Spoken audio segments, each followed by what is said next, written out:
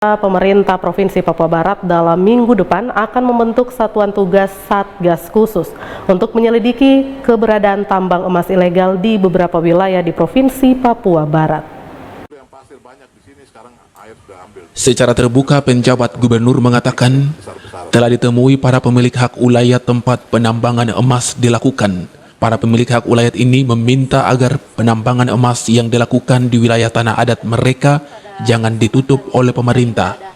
Menanggapi permintaan para pemilik hak ulayat tanah adat, penjabat gubernur mengatakan walau itu merupakan hak para pemilik hak ulayat tanah, namun patut diwaspadai karena para pemodal yang merupakan orang kedua atau orang ketiga yang telah mengolah tambang jelas-jelas licik karena mengatasnamakan tambang rakyat, namun mengeruk hasil tambang, khususnya emas yang berada di lokasi tersebut, dilakukan tanpa mengindahkan dampak lingkungan yang pasti muncul sebagai akibat dari proses penambangan yang dilakukan secara besar-besaran dengan menggunakan alat berat. Selain itu akan merugikan masyarakat dan pemerintah karena penambangan yang dilakukan tanpa memiliki izin resmi sehingga tidak membayar kompensasi atau pajak kepada negara.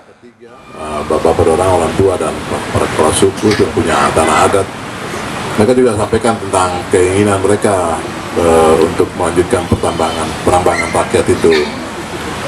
Kalau saya sampaikan, memang itu haknya rakyat semua.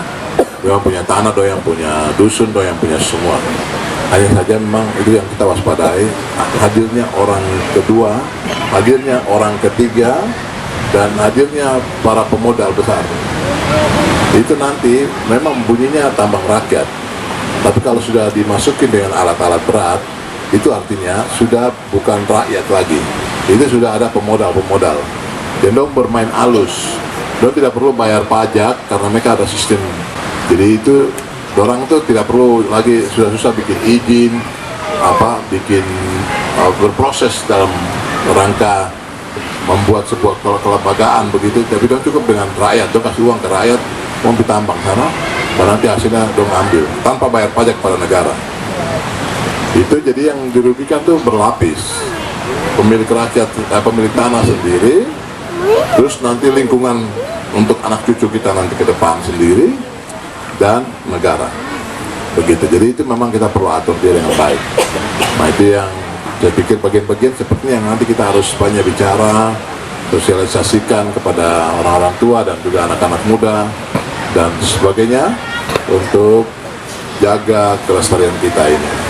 Untuk menertibkan penambangan emas ilegal yang marak muncul akhir-akhir ini di beberapa lokasi di Papua Barat, Pemprov Papua Barat akan segera membentuk Satgas khusus untuk menyelidiki keberadaan tambang emas ilegal ini.